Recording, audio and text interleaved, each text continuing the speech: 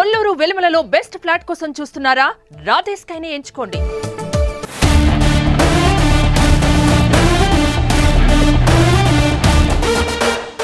ఢిల్లీ ఎన్నికల్లో బీజేపీ ఆప్ను ఊట్ చేసింది. దాదాపు 30 ఏళ్ల రికార్డును బ్రేక్ చేసి మళ్లీ తిరిగి అధికారం చేపట్టబోతోంది.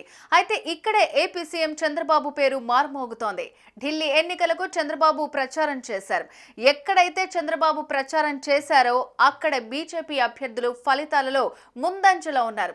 కొంతమంది ఇప్పటికే గెలిచారు. దీంతో ఢిల్లీ ఫలితాలలో చంద్రబాబు హవా కొనసాగుతోందని అక్కడి మీడియా కోడై కూస్తోంది.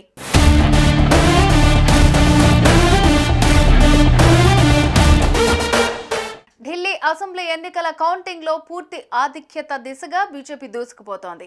అవినీతి ఆరోపణలు ఎదుర్కొన్న ఆప్ ను ఓటర్లు పక్కన పెట్టేశారు. మొత్తం 70 స్థానాల్లో 45 స్థానాల్లో బీజేపీ ఆధిక్యంలో ఉంది. ఆప్ 24 స్థానాల్లో లీడింగ్ లో ఉండగా కాంగ్రెస్ డిపాజిట్ కూడా తెరవలేకపోయింది. 27 ఏళ్ల తర్వాత ఢిల్లీలో అధికారం దిశగా బీజేపీ అడుగులు వేస్తోంది. అయితే ఇటీవల జరిగిన మహారాష్ట్ర ఎన్నికలకు డిప్యూటీ సీఎం పవన్ కళ్యాణ్ ప్రచారం సాగించి బీజేపీకి అక్కడ బూస్ట్ ఇస్తే తాజాగా దేశ రాజధాని ఢిల్లీలో చంద్రబాబు కూడా బీజేపీకి బూస్ట్ ఇచ్చారని ఆయా పార్టీల క్యాడర్ ప్రచారం సాగిస్తోంది. తెలుగువారు స్థిరపడ్డ ప్రాంతాలు కావడంతో బాబు చేసిన ప్రచారం బీజేపీకి బూస్ట్ ఇచ్చిందని రాజకీయ విశ్లేషకులు అంటున్నారు.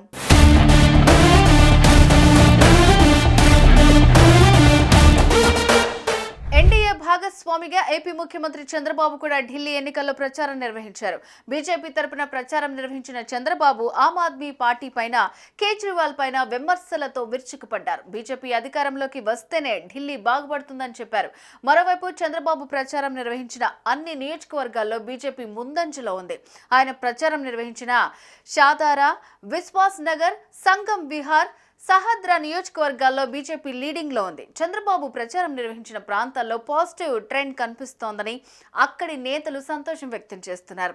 ఈ క్రమంలో ప్రజలు చంద్రబాబు బీజేపీ నాయకత్వంపై నమ్మకం ఉంచారని భావిస్తున్నారు. చంద్రబాబు బీజేపీకి మద్దతుగా ప్రచారం చేయటం, రాజకీయ వ్యూహాలను అమలు చేయటం ద్వారా ప్రజల మద్దతు పెరుగుతుందని చెబుతున్నారు.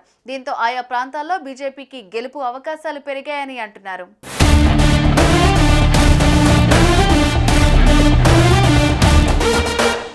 మరోవైపు ఇటీవల మహారాష్ట్ర ఎన్నికల్లో బీజేపీ సత్తా చాటిన విషయం తెలిసిందే. అక్కడి ఎన్నికల ప్రచారంలో డిప్యూటీ సీఎం పవన్ కళ్యాణ్ పాల్గొన్నారు.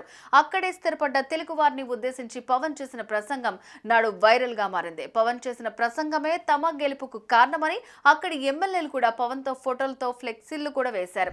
అలా మహారాష్ట్ర ఎన్నికల్లో పవన్ సత్తా చాటితే ఢిల్లీ ఎన్నికల్లో సీఎం చంద్రబాబు హవా సాగిందని ప్రచారం ఊపందుకుంది. సుమన్ టీవీలో మీ పర్సనల్ అండ్ బిజినెస్ ప్రమోషన్స్ కోసం కింది నెంబర్కి కాంటాక్ట్ చేయండి.